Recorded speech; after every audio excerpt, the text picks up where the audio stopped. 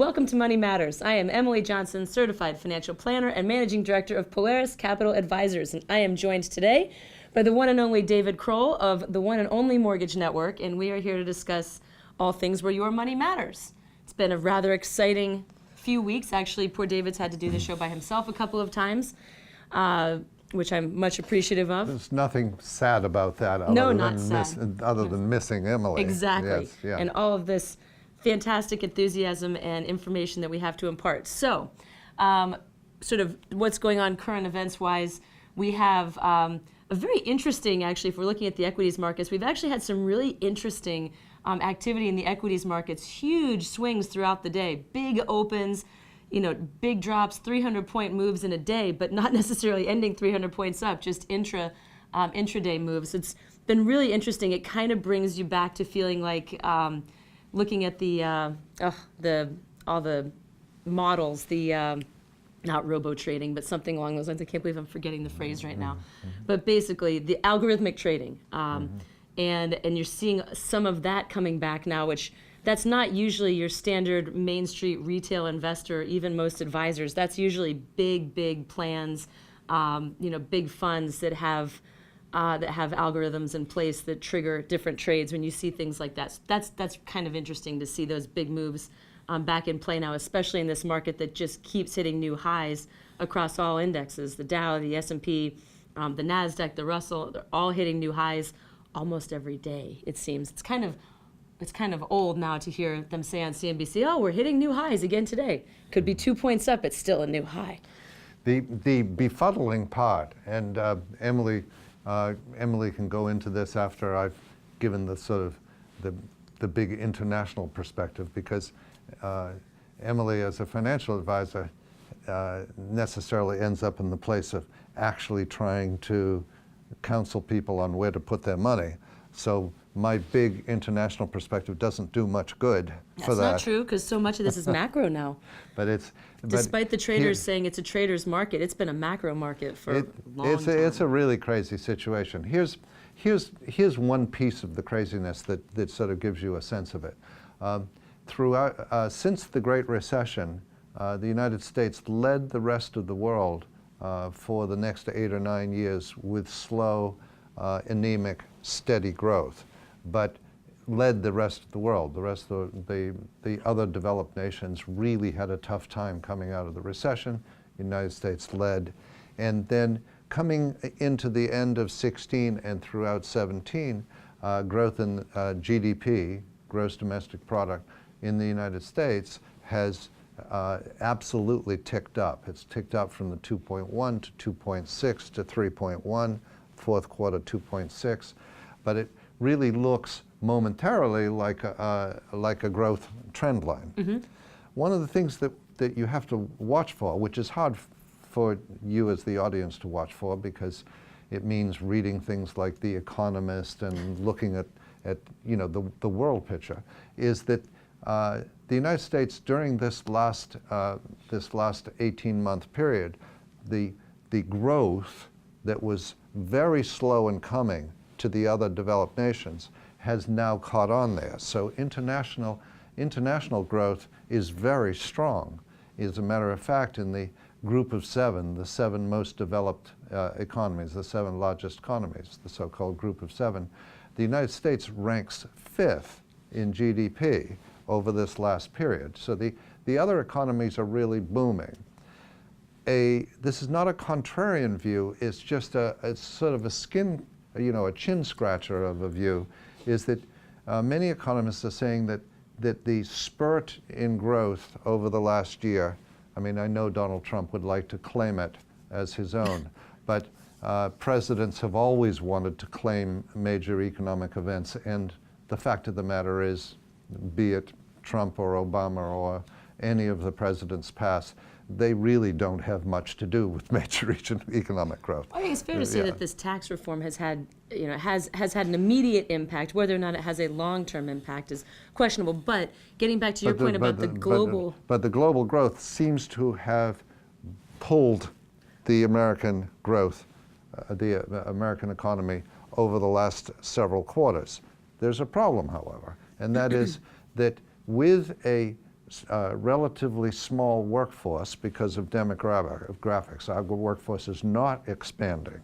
Part of the reason that we have the lowest unemployment in many decades is that our population of workers is not increasing. So any growth in the economy at all against a labor market that is not growing leads to lower and lower and lower rates of unemployment.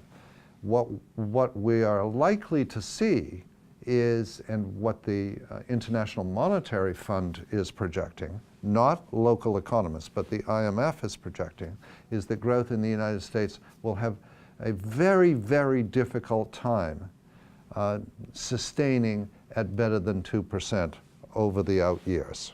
So it's a mature economy with with limited productivity, with productivity challenges, and you can start to see that coming in the U.S. economy with the growing, very rapidly growing trade gap.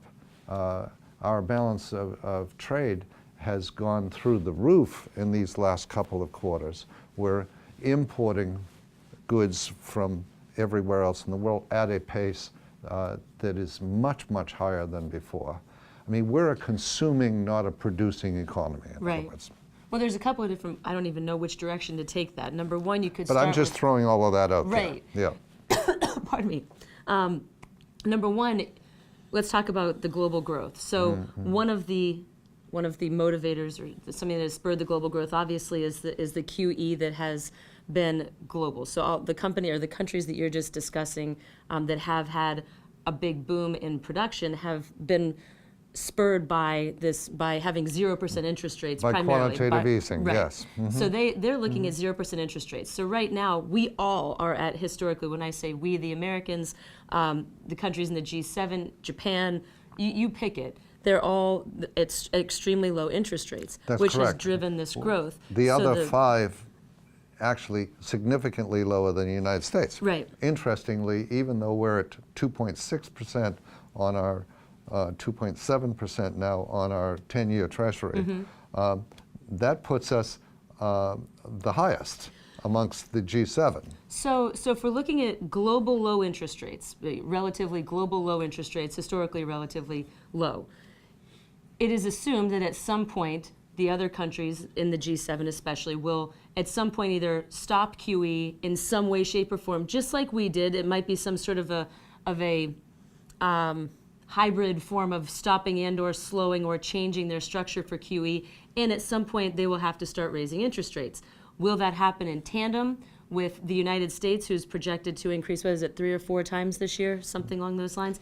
And then will that actually even matter? If we raise our interest rates 1, 2, 3, 4 times this year with the mass quantities of cash that's still sitting on the sidelines, that's not in the equities market, that's not in global bond markets, will that cash still run to the United States if we're increasing that, which will drive our rates down and keep rates globally low?